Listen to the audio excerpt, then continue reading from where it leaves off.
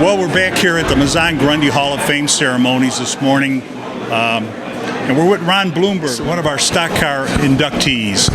Anyways, Ron Bloomberg, you raced out here at the Grundy County Speedway for a long time, many seasons, top runner, feature winner in the late model division. But tell us a little bit about the story of how you got involved in racing. Oh, a long time ago. Long time ago. Yeah, I got hooked up with a guy that was working on a race car in my dad's gas station.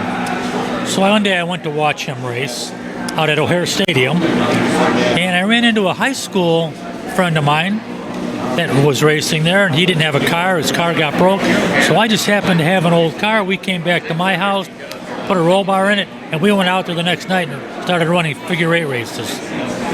And I was only 15. Yeah, that's the question I was going to ask. How old were you back then? I was probably about 15, and you had to be 21 back then to get into the pit. So I would sneak in the trunk of the car, and my friend had his brother's ID, who was 21. Okay. So that's how we got in. We would alternate races back then, and when O'Hare closed in '68, then I moved out to Sycamore Speedway, ran in their 6-cylinder division for quite a few years.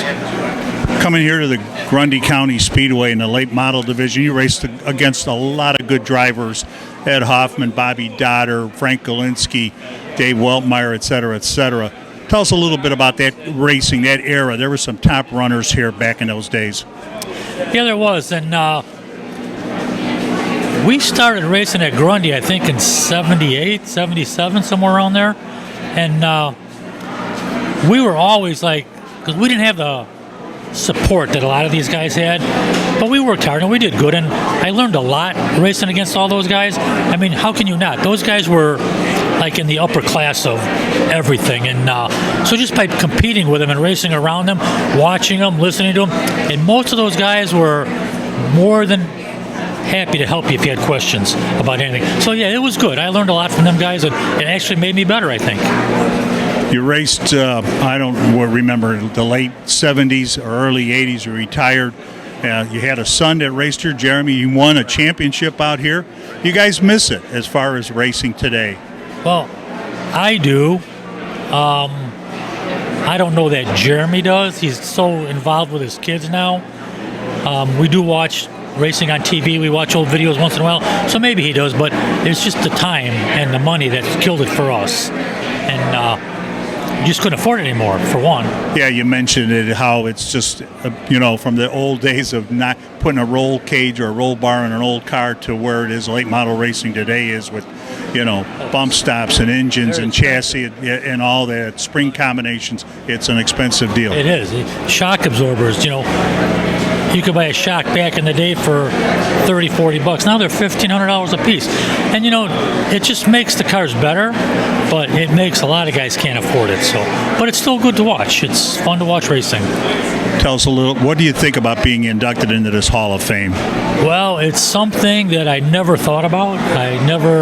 I'm honored, believe me. It's like when you called me that day, like, wow, what the heck?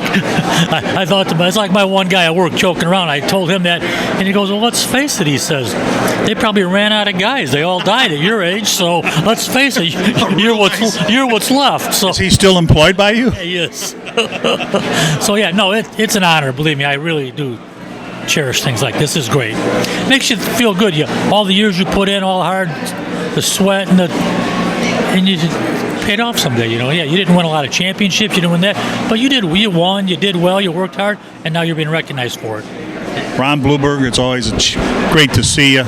Congratulations on the induction. Ron Bloomberg, everybody. All right, the next inductee is Ron Bloomberg. Ron Bloomberg was very much a regular competitor in the late model stock car division at Grundy County Speedway during the 1980s and the early 90s. Bloomberg started his racing career at the York O'Hare Stadium in Sherwood, Illinois in 1967, competing underage in the figure-8 division and using the area as speed crack. Rather than the cadet, that's right. Back then, you had to be 21 years old to get the kids, remember being there. Okay. It was probably 17 and it used to hide in the trunk of the race car going into the truck. I got into the line sight during the night. I got thrown out of the area only once. By 1970, he was racing in the soccer division at the Sycamore Speedway. The Michigan moved into the dirt track late model race by 1974.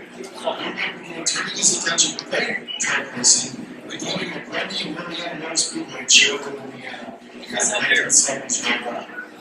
Bloomberg finished 19th in the late model points in 1979, and won his first late model feature race at Grundy on July 18, 1980, in his Camaro number 45. He finished fifth in the Grundy County late model standings that year. Bloomberg ended up fifth again in the Grundy County points in 1981, but raced to a third place finish the following year, picking up 3 feature wins during the season. He was the fourth monkey driver at Grundy in 1983. Bloomberg scored 2 feature victories in Grundy in 1984. There was only 12 in the final standings. He was not ranked among the top drivers for the next few years, but then had 15th in points in 1987.